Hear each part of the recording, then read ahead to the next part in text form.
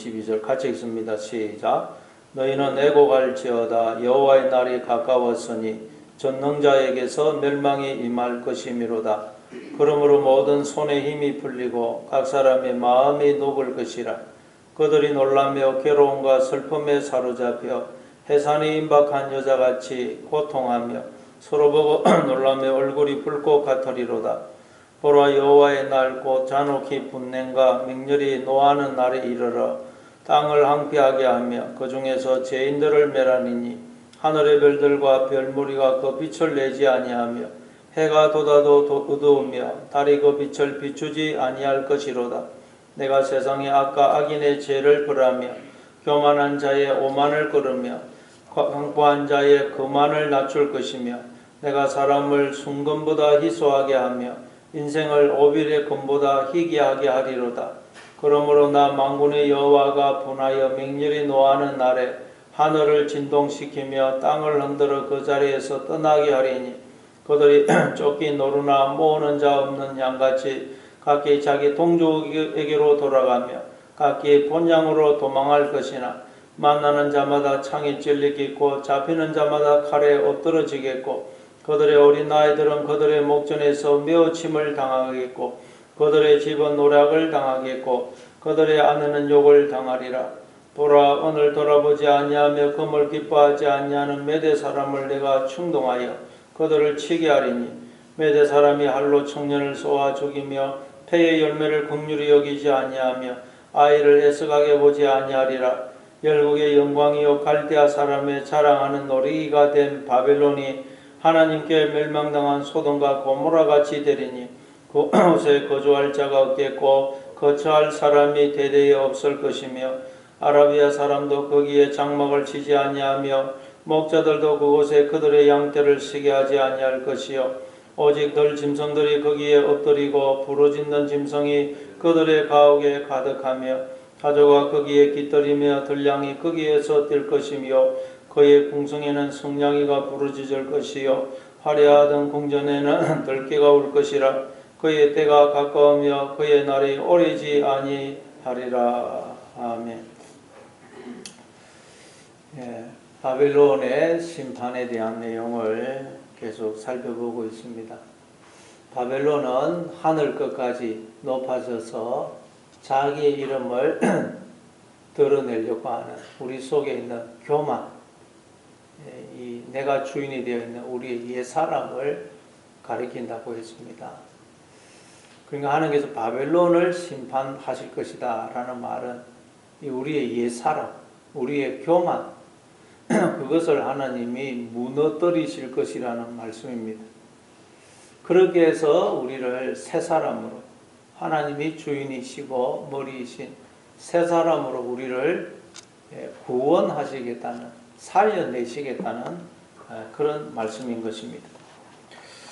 그래서 이제 6절에 보니까 너희는 애곡할지어다 여호와의 날이 가까웠으니 전능자에게서 멸망이 임할 것이미로다.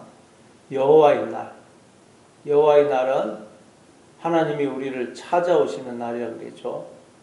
하나님이 우리를 왜 찾아오십니까? 하나님이 우리를 찾아오시는 이유는 오직 하나, 우리를 구원하시고 복을 주기 위해서입니다. 하나님은 우리 그냥 저주 주고 그러지 않습니다. 하나님이 찾아오시는 이유는 오직 하나, 우리를 구원하시고 복을 주기 위해서. 이제 우리 안에 하나님이 생명으로 주인으로 들어오셔서 우리 안에 사시기 위해서 오시는 것입니다. 그러기 위해서 우리의 옛사람, 우리가 내가 주인이었던 옛사람을 무너뜨리시겠다는 것입니다. 그래서 너희는 애곡할지어다.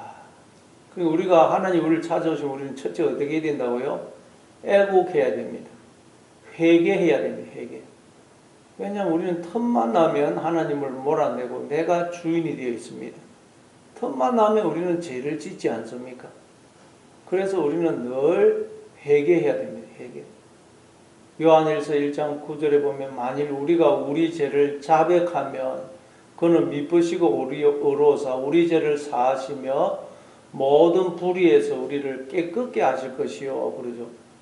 우리가 자백하면, 회개하면 하나님께서 우리를 다 사해 주시고 깨끗게 해 주실 것이라고 말씀합니다.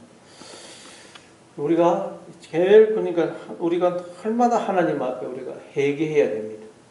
그러면 이제 우리가 하나님으로부터 용서를 받게 됩니다. 그럼 우리가 이제 용서를 받게 되면 어떻게 해야 될까요? 마태복음 18장에 보니까 1만 달란트의 빚을 탕감받은 사람이 자기한테 100데나리온 빚진 자를 용서를 안 해주죠. 맥살을 잡고 돈 내놔라. 그러니까 뭐 감옥에 집어넣어버려. 그랬더니 주인이 그 소식을 듣고는 내가 너에게 은혜를 베푸는데 너는 어떻게 은혜를 베풀지 않느냐. 빚 다 갚을 때까지 내가 너를 옥에 가두겠다 해가지고 다시 옥에 가둬버리죠. 그러니까 여러분 우리가 내가 하나님으로부터 그 엄청난 죄를 용서받았다는 것을 우리가 알게 되면 우리는 어떻게 되느냐. 다른 사람을 용서하게 됩니다. 다른 사람을. 그러니까 우리가 회개했다면 어떻게 해야 되느냐. 회개하고 용서함을 받았다면 우리도 다른 사람을 용서해 줘야 됩니다. 내가 다른 사람을 용서하고 있지 않다. 내가 하나님으로부터 죄 용서함을 받은 은혜와 확신과 감격이 없기 때문입니다. 그래서 예수님도 주기도문에서 우리에게 죄 지은 자를 사하여 준 것 같이 우리 죄를 사하여 주옵소서 그렇게 기도하라고 합니다. 내가 누군가를 용서해 주면 용서해 줄수록 우리는 내가 하나님으로부터 받은 그 용서함의 은혜와 감격과 확신을 누리게 되는 것입니다. 그럼 내가 누군가를 용서 안 하고 있다. 내가 하나님으로부터 용서받은 그 은혜, 그 확신, 그 감격을 누리고 있지 못하다는 말입니다. 우리가 회개해야 되는데 그 회개했으면 이제 다른 사람을 용서해 줘야 됩니다. 내가 회개해서 용서를 받았다. 그러면 자꾸 다른 사람을 용서해 주면 하나님으로부터 받은 그 용서함의 은혜와 감격이 넘쳐나게 되는 것입니다. 자, 그래서 이제 애국해라. 회개해야 됩니다. 회개했으면 우리가 다른 사람을 용서해 줘야 돼요. 용서를 해주지 못하고 있다는 말은 내가 하나님으로부터 용서받은 은혜와 감격이 없다는 말이에요. 자, 그런데 거기 보니까 전능자에게서 멸망이 임할 것이로다. 전능자에게서 멸망이 임하기 때문에 누구도 이 멸망에서 벗어날 수가 없습니다. 하나님에게서 전능하신 하나님에게서 멸망이 온다는 거예요. 그러니까 우리는 완전히 망해야 됩니다. 완전히 망해야 완전히 죽어야 돼요. 하나님이 왜 우리를 멸망시키는 것입니까? 새롭게 우리를 거듭나게 하기 위해서인 것입니다. 그러니까 여러분 우리가 인생을 살다 보면 막 그냥 내 인생이 무너지는 것 같고 망하는 것 같고 실패하는 것 같은 그런 과정을 통과한다는 것입니다. 왜요? 하나님이 우리를 새롭게 하시기 위해서는 무너뜨리고 새로 지으시거든요. 무너뜨리시고 새로 짓습니다. 멸망이 임한다는 것입니다. 그러니까 여러분 인생을 살다 보면 내 인생이 무너지는 것 같고 망하는 것 같고 그런 경험을 하게 되는데 그때 우리는 낙심하면 안 되고 하나님이 나를 새롭게 지으시려고 새롭게 시작하게 하시려고 그러시는구나 하고 여러분 소망을 가지고 더 하나님을 바라보시는 여러분 되시기를 바랍니다. 또 7절에 보니까 그러므로 모든 손에 힘이 풀리고 각 사람의 마음이 녹을 것이라. 손에 힘이 풀린다는 거예요. 하나님은 어떻게 하신다고? 우리에게서 힘을 빼신다는 거예요. 힘을. 우리는 자꾸만 내가 힘을 더 그냥 힘이 강해지기를 원하는데 하나님은 힘을 자꾸 빼세요. 그래야 주님이 내 안에서 역사하실 수가 있거든요. 내가 너무 힘이 있고 강하면 주님이 내 안에서 역사할 수가 없습니다. 약할 그때에 강함이라. 약하게 하십니다. 약하게. 그리고 각 사람의 마음이 녹을 것이라. 하나님이 우리의 단단한 마음을 녹이신다는 것. 주님이 우리 안에서 역사하지 못하는 이유가 우리가 이 단단한 자아가 살아있기 때문에. 우리 이 성질, 고집, 이거 있기 때문에 예수님이 우리 속에 계시는데 이 내 성질, 고집 때문에 예수님이 늘 치이시는 거예요. 치. 너무 그냥 우리 성질이 다 있고 고집이 있어가지고 예수님이 내 안에서 치입니다. 그래서 주님이 역사하실 수가 없는 것입니다. 그래서 우리의 이 단단한 자아를 하나님이 깨뜨리십니다. 무너뜨리십니다. 죽이시는 것입니다. 그래서 여러분 자꾸 여러분 나는 죽었다. 나는 죽어야 주님이 내 안에서 살아 역사합니다. 내가 살아있으면 주님은 역사를 못합니다. 그래서 힘이 빠지게 하고 하나님이 우리의 단단한 자아를 녹이신다는 거죠. 그래서 여러분 오늘도 그래서 나는 죽었다. 주님이 이제 오늘도 내 안에 사신다. 그래서 주님이 오늘도 나를 도구로 삼아 생각하시고 주님이 나를 도구로 삼아 또 말하시고 주님이 나를 도구로 삼아 사람을 만나게 됩니다. 사람을 만나도 내가 만나면 안 됩니다. 주님이 나를 도구로 해서 그 사람을 만나게 됩니다. 그래서 내가 죽으면 그래서 주님이 드러나서 남편이 자녀가 나를 통해서 주님을 보게 됩니다. 그러나 내가 살아있으면 여러분 남편이 아무리 내가 예수 믿어도 남편이 나를 통해서 주님을 만날 수가 없어요. 내가 완전히 죽어야 됩니다. 죽으면 남편이 나를 통해서 주님을 만나게 되고 또 자녀들이 나를 통해서 주님을 만나게 되는 것입니다. 죽은 사람은 어떻습니까? 반응이 없습니다. 죽은 시체 가서 발로 차고 아무리 감질러 보십시오. 반응이 없습니다. 나는 죽었습니다. 그러니까 누가 나한테 무슨 비판을 한다, 욕을 한다, 칭찬을 한다. 나는 죽었기 때문에 거기에 대해서 너무 그냥 화낼 필요도 없고 좋아할 것도 없습니다. 죽었기 때문에. 나는 죽었다. 누가 나한테 무슨 말 하더라도 나는 죽었다. 너무 칭찬한다고 너무 좋아할 것도 없고 나는 죽었다. 시체다. 항상 주님이 반응을 하도록 해요. 그렇게 하나님 우리를 심판하신다. 8절에 보니까 그들이 놀라며 괴로움과 슬픔에 사로잡혀 해산이 임박한 여자같이 고통하며 서로 보고 놀라며 얼굴이 붉을 것 같으리로다. 그 고통을 두고 해산이 임박한 여자같이 고통한다. 해산. 해산의 고통은 죽음의 고통 아닙니까? 그 죽음의 고통을 통과해야 생명을 잉태하듯이 우리도 여러분 내 자아가 죽어야 예수님이 내 안에 생명으로 여러분 사시게 되는 것입니다. 우리가 죽지 않으면 절대로 부활이 없습니다. 어중간하게 죽으니까 부활이 없는 것입니다. 완전히 죽이죠. 완전히. 어중간하게 우리가 죽은 것도 아니고 산 것도 아니고 예수 믿는 우리가 보면 어떨 때는 좀 은혜 받으면 죽었는데 또 어느새 살아 있습니다. 시체가 돌아다니고 있는 것입니다. 잡아가지고 묶어서 무덤에 장사를 지내야 됩니다. 나는 죽었다. 예수님이 나의 생명이고 주인이다. 그래서 자꾸 이제 예수님이 나를 통해서 살도록 해야지 내가 살아있으면 안 됩니다. 죽어야 우리가 부활하는 것입니다. 그래서 해산의 고통이다. 9절에 보니까 보라 여호와의 날 곧 잔혹히 분냄과 맹렬히 노하는 날이 이르러 땅을 황폐하게 하며 그 중에서 죄인들을 멸하리니 땅을 황폐하게 할 것이다. 땅. 왜냐하면 강도가 땅을 차지해서 주인이 되어 있거든. 그래서 땅이 강도의 소굴이 되어 있어. 그래서 땅을 황폐하게 할 것이다. 거기서 그냥 강도들을 몰아내신다는 거죠. 그래서 하나님이 모세에게 와가지고 네가 선 곳은 거룩한 곳이니 네 발에서 신을 벗어라 그러죠. 왜 모세가 선 곳이 거룩한 곳입니까? 하나님이 계신 곳이거든요. 근데 모세가 지금까지 하나님을 인정을 안 하고 자기가 주인이 되어서 산 것입니다. 그래서 신을 벗어라. 그 당시 종은 신을 신지 않았습니다. 우리는 늘 신을 벗어야 됩니다. 하나님 앞에서 종의 자리로 내려가야 됩니다. 종의 자리로. 여러분 종이라는 것은 자기 소유가 없습니다. 내 소유가 없습니다. 내 인생이 내 것이 아닙니다. 그러니까 내 인생에 대한 꿈, 계획, 뜻도 다 내려놔야 됩니다. 내 꿈, 계획, 뜻도 다 내려놓고 주님의 꿈, 주님의 뜻, 주님의 계획을 내 것으로 받아들여야 돼.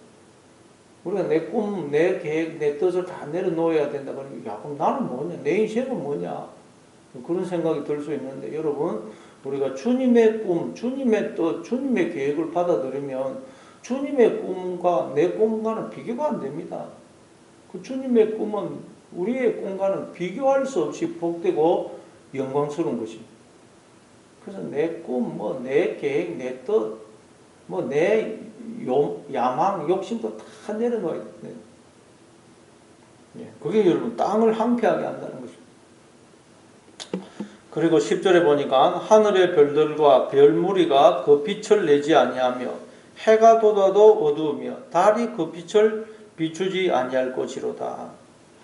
마태복음 24장에도 보면 종말이 되면 해가 어두워지고 달이 빛을 내지 아니하고 별들이 하늘에서 떨어질 것이라고 그러죠. 우리 인생도 이 과정을 통과한다는 것입니다. 내가 해와 달과 별처럼 추앙하고 믿고 의지하던 것들이 빛을 잃는 경험을 한다는 것입니다. 나는 저게 빛이라고 생각했어요. 그게 빛이라고 생각하고 그걸 바라보고 의지하고 붙들었는데 그게 빛이 아니더라는 것입니다. 어둠이더라. 어둠. 나는 돈이 그냥 빛이라고 생각했는데 권력이 자식이 빛이라고 생각했는데 보니까 그건 빛이 아닙니다. 어둠이에요. 하나님이 우리로 인생의 어둠을 경험하게 하시는 거예요. 그러면 뭐가 어떻게 되겠어요? 주님이 빛으로 드러나. 주님. 우리가 밤이 돼야 그때 이제 별이 드러나지 않습니까? 그래서 하나님이 우리가 빛으로 생각했던 거, 붙들고 있던 거, 그 빛이 아니다. 어둠인 것을 경험하게 하시고 주님이 빛이 되심을 알게 하십니다. 여러분 인생이 밤을 통과하고 있습니까? 아, 주님이 나를 찾아오셨구나.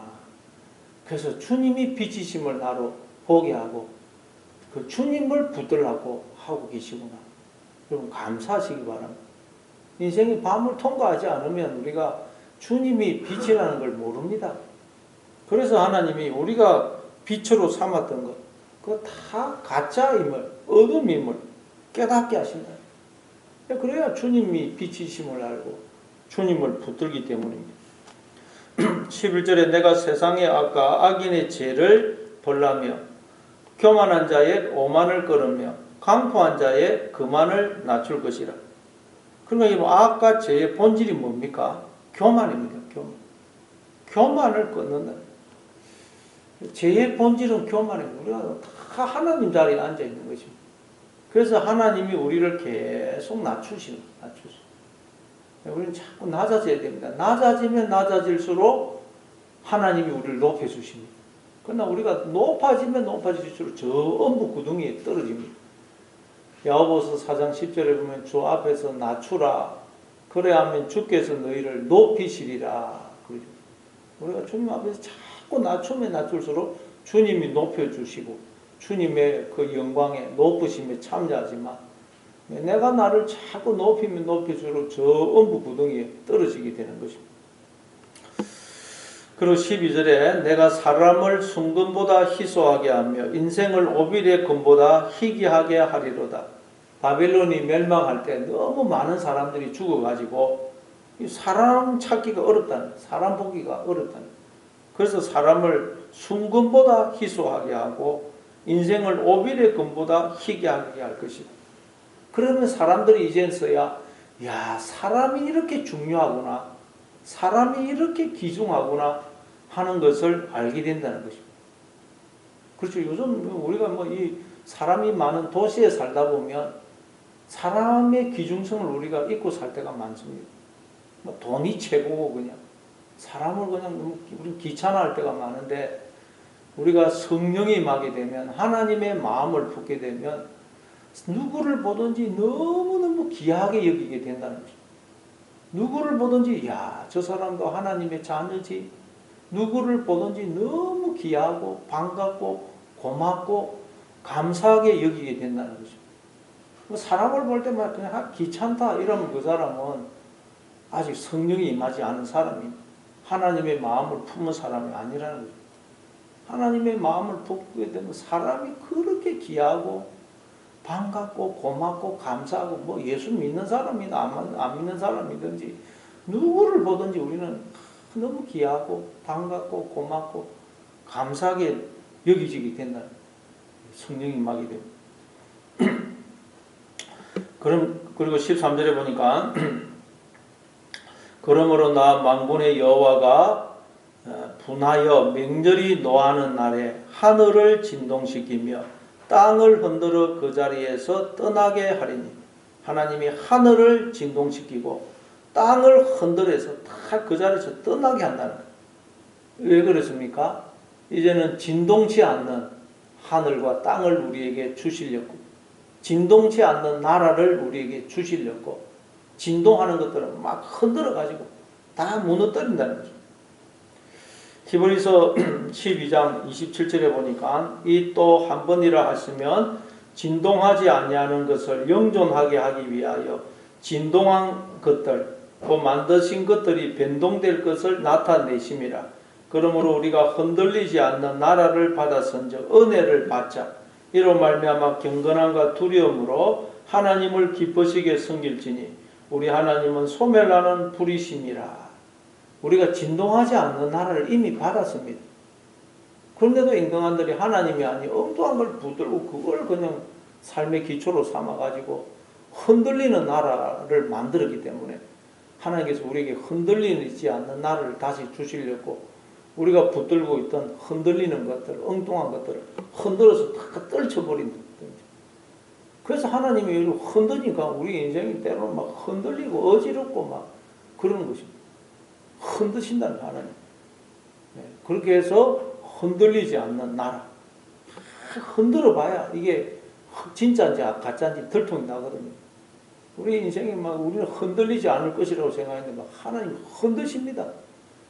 그러면 야, 이 건강도 이게 뭐 흔들면 건강도 막 흔들흔들하고 돈도 흔들흔들하고 인생이 흔들흔들하면 우리는 하나님을 붙듭니다. 하나님. 그럼 이제 하나님을 붙들게 되면 흔들리지 않는 나라를 우리가 소유하게 되는 것입니다. 인생이 흔들릴 때 여러분 하나님을 붙드시는 여러분 되시기를 바랍니다. 그리고 이제 4절에 보니까 그들이 쫓긴 노루나 모으는 자 없는 양같이 각기 자기 동족에게로 돌아가며 각기 본향으로 도망할 것이나. 하나님이 흔드니까 어떻게 된다고요? 자기 동족에게로 돌아가고 자기 본향으로 도망가게 된다. 흔들면 우리가 어떻게 된다고요? 이제 우리가 원래 있어야 될 하나님께로 돌아오게 되는 것입니다. 그러니까 하나님께서 심판하시는 이유는 우리를 하나님께로 돌이키려고, 우리가 원래 있어야 될 자리로 하나님 우리를 돌아오게 하시려고 흔드시는 것입니다. 탕자가 아버지를 떠나니까 막 비참하게 되지 않습니까? 흔드는 것입니다. 그러니까 탕자가 아버지께로 돌아오죠. 그래서 하나님이 흔드신다는 게 심판하신다. 돌아오라고. 우리가 있어야 될 것은 그리스도 안입니다. 그리스도 안. 늘 하나님의 통치와 다스림을 받는 그 자리, 하나님만 바라보고 의지하는 그 자리를 떠나면 안 됩니다. 그래서 하나님이 흔들어서 야, 여기 있으면 큰일 나구나. 지진이 나고 하면 여러분 안전한 곳으로 피해야 되지 않습니까? 여기는 안전한 곳이 아니구나. 그리스도 안이 안전한 곳이구나. 하나님만 바라보는 그 자리가 안전한 곳이구나. 흔들어서 우리를 그 자리로 돌아가게 하신다. 15절에 보니까 만나는 자마다 창에 찔리겠고 그 잡히는 자마다 칼에 엎드러지겠고 그들의 어린아이들은 그들의 목전에서 매어침을 당하겠고 그들의 집은 노략을 당하겠고 그들의 아내는 욕을 당하리라. 하나님께서 우리의 이 옛사람을, 교만을 완전히 무너뜨리실 것이라고 말씀합니다. 완전히 무너뜨리는 거예요. 그래서 우리가 인생을 살아보면 신앙생활을 해보면 하나님 대충 우리를 넘어가지 않습니다. 왜냐하면 하나님 우리를 사랑하시는 자녀이기 때문에 우리를 새롭게 하시고 우리에게 하나님 나라를 주시려고 하기 위해서 이 우리가 붙들고 있는 흔들흔들하는 집, 그 붙들고 있으면 안 되거든요. 그래서 완전히 흔들어서 무너뜨립니다. 신앙생활을 해보면 하나님이 야, 이 대충 넘어가시지 않구나 하는 걸 깨닫게 돼요. 그래서 여러분 우리도 대충 신앙생활 하려고 하면 안 됩니다. 진짜 죽어야 되지. 내가 완전히 죽어야지. 그때까지 하나님께서 흔드신다. 그래서 이제 나는 죽었다. 내가 반응을 보이면 안 되고 나는 죽었다. 하나님이 주님이 내 안에 이제 사신다. 그래서 주님께 내 인생을 다 맡기고 순종해야지. 안 그러면 여러분 계속 하나님이 심판하신다. 왜? 우리를 사랑하시기 때문에. 우리에게 하나님 나라를 주기 위해서 이렇게 하나님께서 심판하신다는 것입니다. 그리고 이제 17절부터 22절을 보면 하나님이 완전히 이제 막 그렇게 심판하신다는 내용이 쭉 나옵니다. 한번 읽어보겠습니다. 보라, 은을 돌아보지 아니하며 금을 기뻐하지 아니하는 메대 사람을 내가 충동하여 그들을 치게 하리니 메대 사람이 활로 청년을 쏘아 죽이며 태의 열매를 긍휼히 여기지 아니하며 아이를 애석하게 보지 아니하리라. 열국의 영광이요 갈대아 사람의 자랑하는 놀이기가 된 바벨론이 하나님께 멸망당한 소돔과 고모라 같이 되리니 그곳에 거주할 자가 없겠고 거처할 사람이 대대에 없을 것이며 아라비아 사람도 거기에 장막을 치지 아니하며 목자들도 그곳에 그들의 양떼를 치게 하지 아니할 것이요 오직 덜 짐승들이 거기에 엎드리고 부르짖는 짐승이 그들의 가옥에 가득하며 타조가 거기에 깃들이며 들량이 거기에서 뛸 것이요 그의 궁성에는 성냥이가 부르짖을 것이요 화려하던 궁전에는 들깨가 울 것이라 그의 때가 가까우며 그의 날이 오래지 아니하리라. 바벨론이 완전히 멸망할 것이라고. 그 뭐 궁전, 그 화려하던 궁전에 들짐승들이 막 거하게 될 것이라고 이야기합니다. 하나님께서 우리의 옛사람을 완전히 무너뜨리시기 죽이시겠다는 거예요. 하나님이 그렇게 우리 인생을 이끌어 가십니다. 갈라디아서 2장 20절에 보면 내가 그리스도와 함께 십자가에 못 박혔나니 그런 적이 이제는 내가 사는 것이 아니요 그리스도께서 사시는 것이라 그러죠. 우리는 예수님 죽었을 때 같이 죽었다는 거죠. 같이 죽고 이제는 예수님이 내 안에 생명으로 주인으로 사신다는 거. 나는 죽었습니다, 여러분. 근데 죽은 시체가 자꾸 돌아다닌다. 그래서 날마다 이 죽은 시체를 우리는 십자가에 못 박아요. 정과 욕심을 못 박아요. 묶어가지고 무덤에 또 장사 지내야 돼요. 그래서 예수님이 내 안에 생명으로 주인으로 사시게 해야 돼요. 사도 바울은 나는 날마다 죽노라 그러죠. 왜냐면 날마다 살아나니까 또 묶어가지고 무덤에 장사를 지내야 됩니다. 우리가 예수 죽인 것을 몸에 짊어지면 예수의 생명이 또한 우리 육체에 나타나게 하려 함이라 그러죠. 예수의 죽음을 몸에 진다는 말은 나는 예수님과 함께 죽었습니다. 이제는 예수님이 내 안에 살고 계십니다. 나는 죽었습니다. 그걸 우리가 늘 기억해야 된다. 오늘도 여러분 나는 죽었다. 예수님이 이제 내 안에 생명으로 주인으로 살고 계신다. 그래서 여러분 누가 만나더라도 내가 나오면 안 됩니다. 내 안에 예수님이 나를 통해서 그 사람 만나고 이야기하도록 해야지. 내가 툭 튀어나오면 안 된다. 왜 죽은 시체가 또 나오나 묻고 예수님이 나를 통해서 그 사람 만나고 항상 말하고 나를 통해서 말하고 하도록 해요. 그때까지 하나님 우리 옛사람을 죽인다. 그래야 우리가 새 사람으로 살기 때문에. 그래서 오늘도 나는 죽었다. 예수님이 내 안에 사신다. 기억하셔서 예수님이 나를 통해서 말하고 예수님이 나를 통해서 그 사람을 만나고 예수님이 이제 내 인생을 사시도록 하는 그런 하루가 되시기를 바랍니다.